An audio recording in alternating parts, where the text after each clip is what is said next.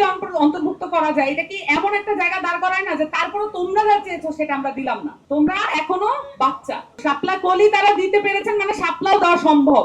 শান্তভাবে কথা বলেন আমাদের যারা সংস্কার কমিটি আছে এবং আমাদের সেক্রেটারি আক্তার হোসেন, শান্তভাবে কথা বলেন বলে এই লড়াইটা বোঝা যায় না। কিন্তু আপনারা এও দেখেছেন ঐক্যমত্য কমিশনের প্রশ্ন তোলা হয়েছে আমাদের বয়স কত, কতদিন ধরে আমরা ফ্যাসিবাদের বিরুদ্ধে লড়াই করছি, এই প্রশ্ন পর্যন্ত তোলা হয়েছিল। তার মানে পরিষ্কার ভাবে এটা একটা ষড়যন্ত্রমূলক প্রক্রিয়ার মধ্যে দিয়ে আগানোর একটা প্রচেষ্টা বড় দলগুলো। এটার কোনো প্রয়োজন নাই। বাংলাদেশের মানুষ এখন যেভাবে আধুনিকতার দিকে চলে যাচ্ছে, এগুলো খুব পরিষ্কার এই ষড়যন্ত্রগুলো। তো সেই সাথে আরেকটা বিষয় বলে রাখি যে এই যে দেখেন, আমরা একটা রাজনৈতিক দল হিসেবে আমরা শাপলা প্রতীক চেয়েছিলাম, কিন্তু গ্যাজেটভুক্ত হয়েছে শাপলা কলি।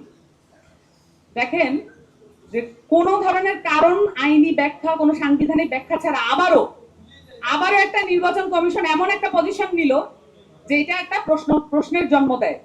শাপলা কলি যদি অন্তর্ভুক্ত করা যায়, এটা কি এমন একটা জায়গা দাঁড় করায় না যে তারপরে তোমরা যা চেয়েছো সেটা আমরা দিলাম না?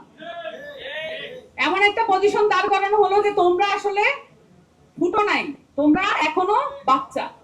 এই যে একটা ন্যারেটিভ দাঁড় করানো হলো, এই ন্যারেটিভটা কার? এটা হচ্ছে বড় রাজনৈতিক দলগুলোর ন্যারেটিভ।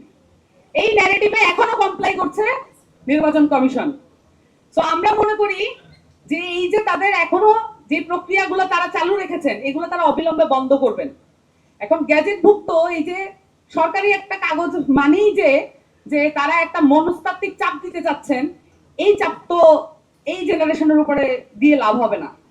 তো শাপলা কলি তারা দিতে পেরেছেন, মানে শাপলাও দেওয়া সম্ভব। এটা পরিষ্কারভাবে আমরা বুঝতে পারছি তারা কেন এই ধরনের একটা প্রতারণামূলক অবস্থান নিলেন। এবং এই দ্বারাই বোঝা যায় এই কমিশনগুলো যেগুলোর বর্ণনা আমি এখন পর্যন্ত দিলাম, সেটা চেয়ারম্যানকে কেন বাছাই কমিটি এবং একটা নির্দলীয় বাছাই কমিটির মধ্য দিয়ে আসতে হবে, এই যে নির্বাচন কমিশনকে দেখে আপনারা বুঝতে পারবেন।